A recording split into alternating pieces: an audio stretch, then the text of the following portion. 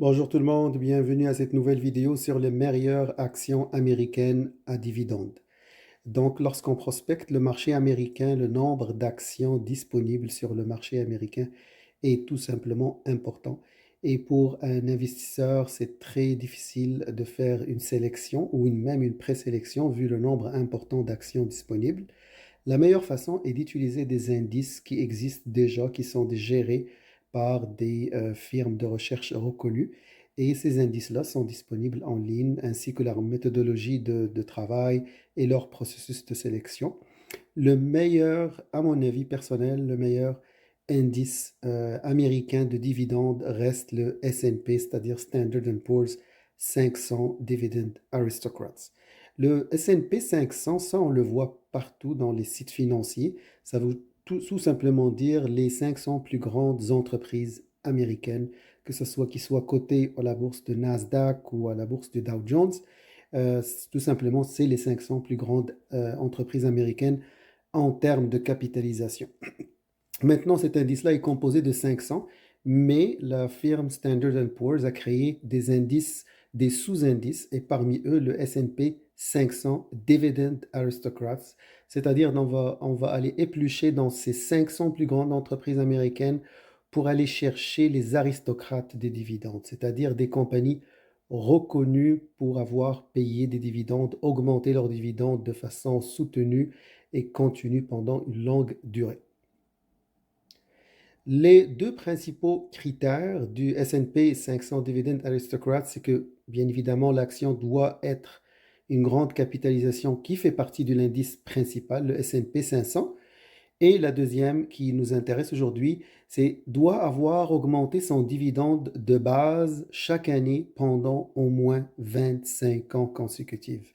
C'est vraiment cette condition qui m'attire le plus, c'est-à-dire qu'on a déjà une présélection d'entreprises. Cet indice-là, sous-indice-là, contient 65 compagnies américaines. Donc, on a déjà une liste de 65 compagnies américaines qui ont payé au moins pendant 25 ans de dividendes. Et non seulement ça, mais ça a été augmenté d'année en année. Donc, c'est un indice de qualité et cette liste-là, c'est une liste de qualité pour commencer ses recherches.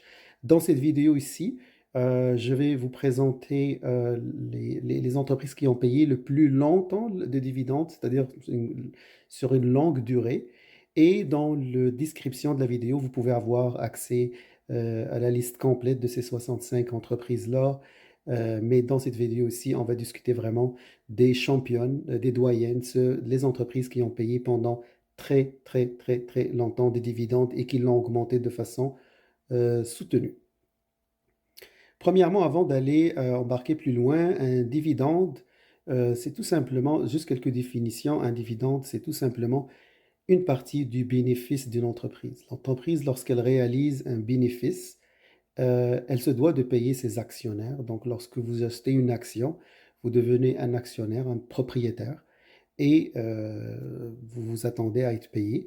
Donc, le dividende, c'est une partie du bénéfice qu'on va dire consacrée à payer les actionnaires. Le bêta, c'est une mesure de risque, c'est-à-dire lorsqu'on investit sur le marché financier, on va donner par exemple une volatilité égale à 1. Et lorsqu'on lit dans le bêta, par exemple, égal à 2, ça veut dire que cette action-là est 2 fois plus volatile que le marché.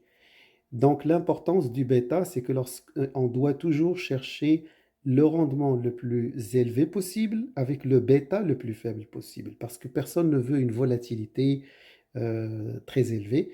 Donc toujours rechercher la volatilité la plus faible, c'est-à-dire un bêta préférablement inférieur à 1 ou proche de 1 et avec un rendement intéressant.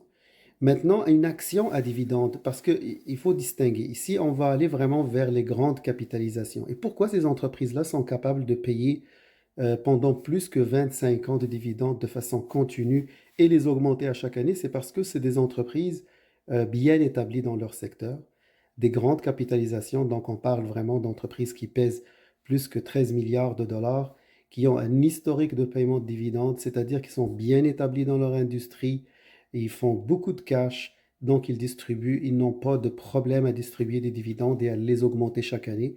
Ça veut dire qu'ils sont vraiment forts dans leur segment et difficiles à concurrencer. C'est des entreprises qui ont fait leur nom dans leur industrie.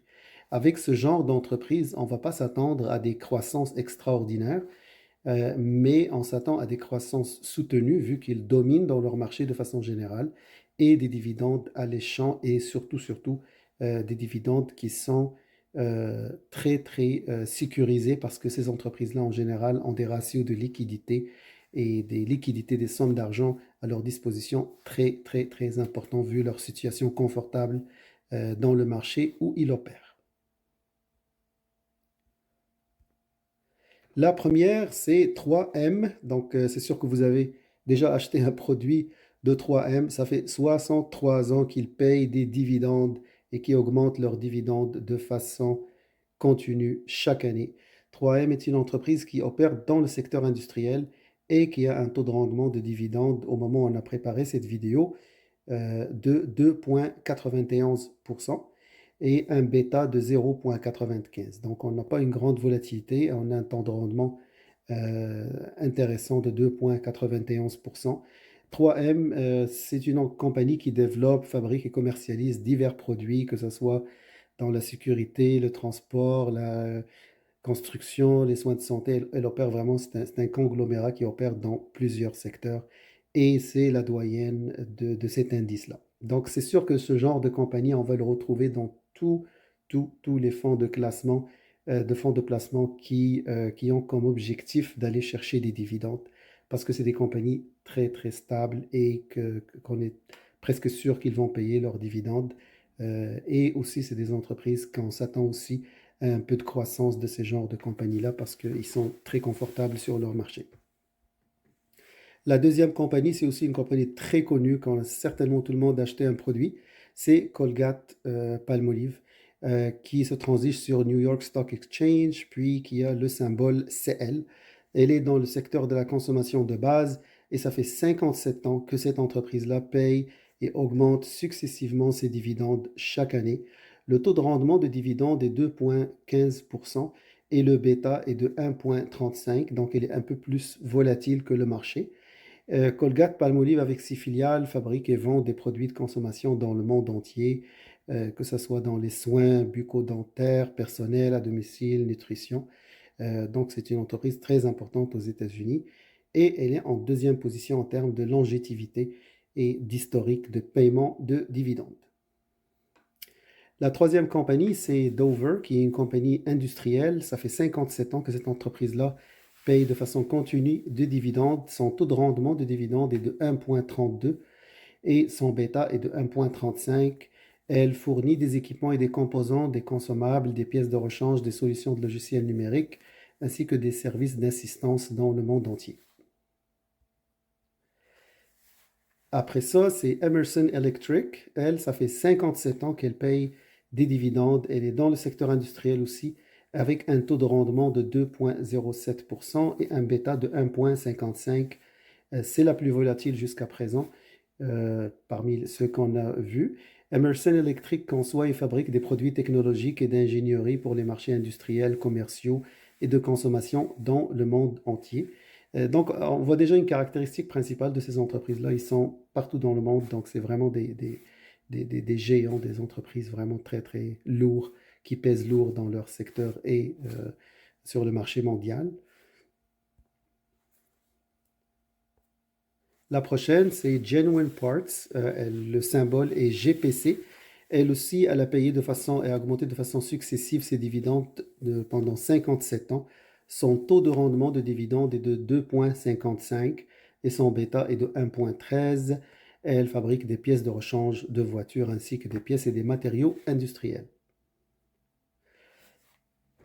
Johnson & Johnson vient tout de suite après avec 57 ans d'années d'augmentation successive des dividendes et un taux de rendement de 2,54% avec un bêta de 0,71.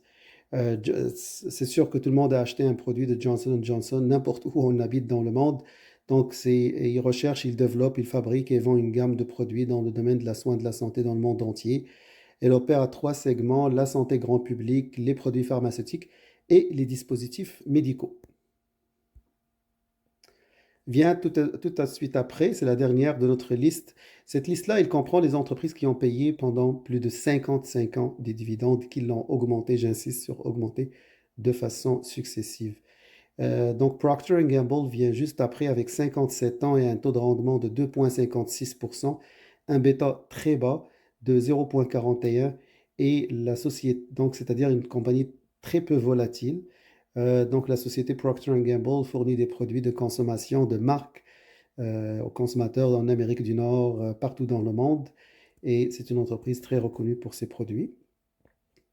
Donc ça complète notre liste des compagnies américaines qui ont payé plus pendant plus de 55 ans des dividendes et qui l'ont augmenté de façon continue. Ça, c'est vraiment idéal pour les gens qui recherchent des dividendes stables et qui ne recherchent pas des gains astronomiques à faire en court terme. C'est vraiment pour des gains soutenus à long terme, des investissements à long terme. Toutes ces entreprises ont des potentiels de croissance et ils payent un dividende très très stable. Et c'est ce genre d'entreprise idéal pour cette stratégie-là. Parce que lorsqu'on recherche des dividendes, c'est pas important le taux de rendement qui soit 5 ou 6 ou 7%. Parce qu'en général, lorsque le taux de rendement est trop élevé, c'est-à-dire il dépasse le 4, 5, 6, on commence à frôler le 7%, ça veut dire que le marché financier n'a plus confiance à ce titre-là et que le prix de l'action est tellement bas que le dividende que cette entreprise paye est comme est surdimensionné par rapport à la valeur que lui donne le marché. Donc, il faut faire très attention à juste regarder le taux de rendement des dividendes. Il faut voir la qualité de l'entreprise, ses potentiels de croissance, par après voir le taux de rendement à ce moment-là qu'on s'y attend. Et le rendement est toujours un rendement total, c'est-à-dire le dividende et la performance. Donc, c'est ces deux principaux éléments qui vont nous faire gagner de l'argent. Donc, juste regarder les dividendes, c'est vraiment se tirer dans le pied. Donc, il faut faire très attention là-dessus. Ces entreprises-là que j'ai présentées aujourd'hui, ça, c'est vraiment des compagnies de renommée. Donc, c'est pour quelqu'un qui a un risque, une tolérance au risque modéré. Donc, lorsqu'on reste vraiment limité à des entreprises comme ça du S&P 500, on a un risque moyen versus quelqu'un qui va aller juste chercher des taux de dividendes élevés. Lui, à ce moment-là, il tourne vraiment vers des actions qui sont beaucoup plus risquées. Dans la prochaine vidéo, on va discuter des meilleurs FNB ou ETF, les fonds négociés en bourse, qui sont spécialisés dans le placement immobilier. N'oubliez pas, s'il vous plaît, de vous abonner si vous aimez le contenu pour plus de vidéos et pour m'encourager. Bonne journée.